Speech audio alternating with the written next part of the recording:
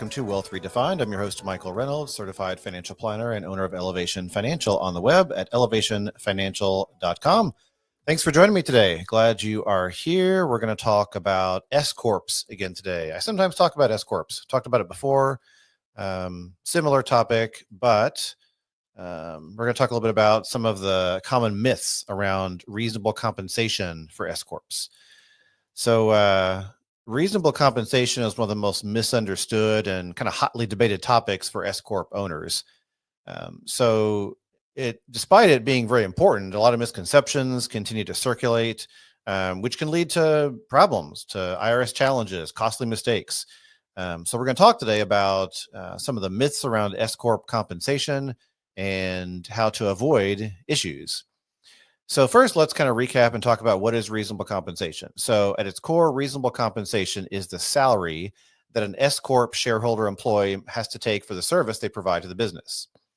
So this is to prevent S-Corp owners from avoiding payroll taxes by taking distributions instead of a salary.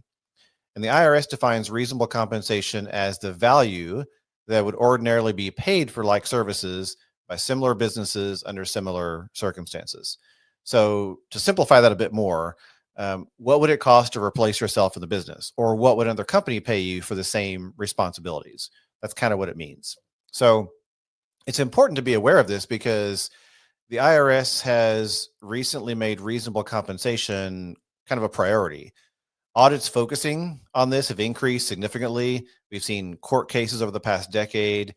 And if you don't pay reasonable compensation, that can lead to payroll tax recharacterizations and penalties and interest. So the IRS can basically go back and say, hey, you should have paid payroll tax on all these distributions, so we're going to retroactively charge you for that. That would be no fun.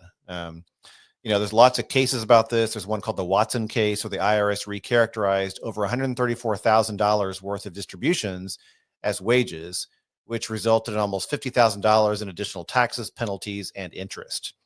So this stuff can be costly. So let's talk about some of the myths around reasonable compensation. So myth number one, you can pay yourself any amount you want to. So some may believe that as a business owner, you can set your salary at any level you want, and that is false. The IRS uses a replacement cost or a fair market value approach to assess reasonable compensation. So for example, let's say you're a CPA managing a firm. The IRS expects your salary to reflect the market rate for someone with your expertise and your responsibilities. Myth number two, you don't need to take a salary if you don't take distributions. So if an S-Corp owner takes no distributions and leaves all profits in the business, they might think they can skip a salary. So while it could be true for a given year, the IRS looks at cumulative distributions and salaries over time. So if you later take distributions without paying yourself a reasonable salary, the IRS can recharacterize all that retroactively. So be aware of that. Myth number three, reasonable compensation equals net income. A lot of people think this is kind of how you get to that reasonable salary number. It's not automatically tied to S-Corp profitability. Instead, it's based on the value of the services you provide. So for instance, a shareholder employee who generates gross receipts through personal services has to pay themselves accordingly, regardless of the company's overall net profit. So whatever you contribute to the business is really what matters when it comes to reasonable compensation. Myth number four, small S-Corps can skip payroll. I see this a lot. Even small single shareholder S-Corps need to pay a reasonable compensation if the shareholder performs services in the business. This even includes part-time roles.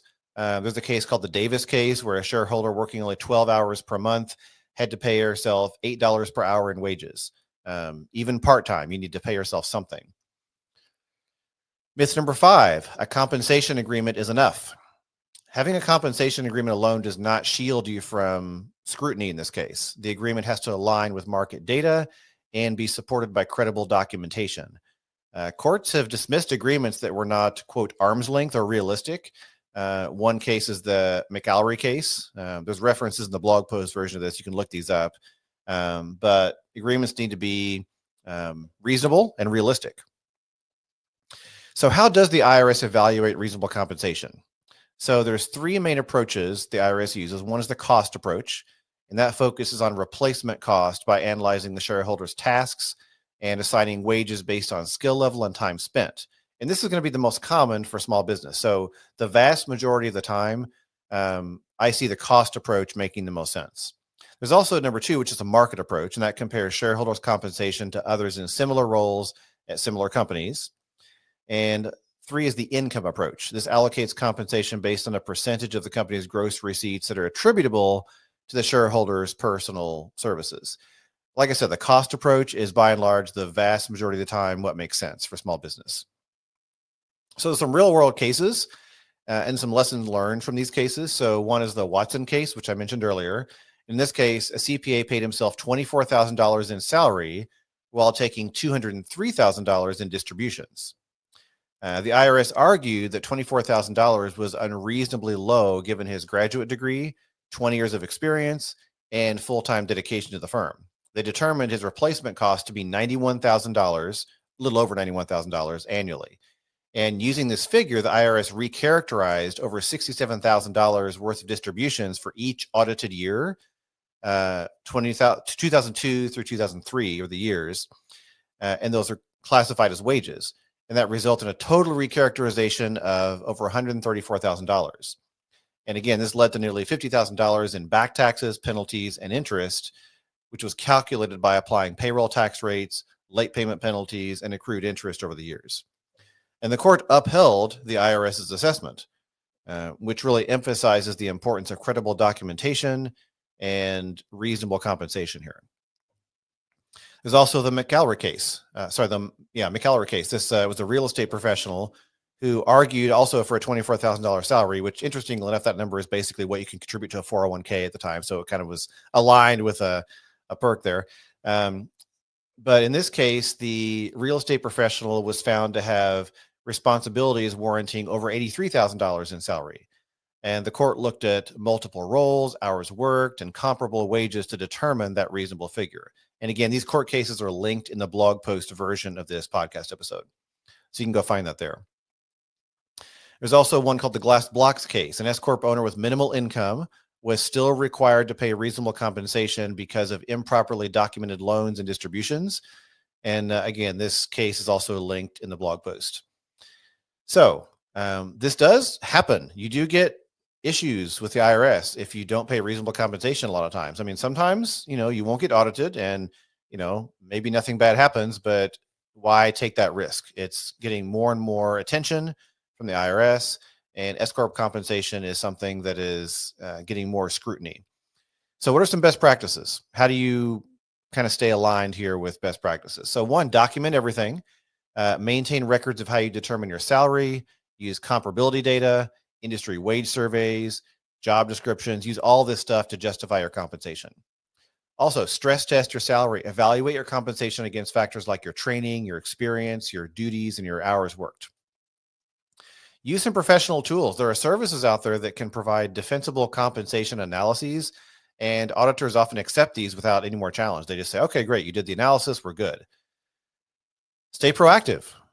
Make sure you address compensation issues before the end of the year to make sure you don't have to, retroactively make any adjustments. Also work with experts, consult a tax professional to make sure your salary complies with IRS guidelines and is in alignment with your business's goals and the work you do in the business. So bottom line, reasonable compensation is not a one size fits all or a cut and dry calculation, but it's also not arbitrary. You want to understand the IRS's criteria and you want to follow best practices. And that can reduce your risk of audit complications and make sure you're in compliance. So if you're in doubt, talk to a professional to get some help on this and make sure you're paying yourself a reasonable compensation in your S-Corp. So, all right, with that, I hope that was helpful today.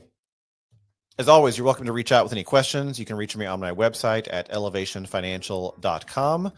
You're welcome to send me a note there, book a consultation if you want to talk more about becoming a client, or find me on social media. All right, everyone. Thanks for joining me today. Have a great day. We'll see you next time.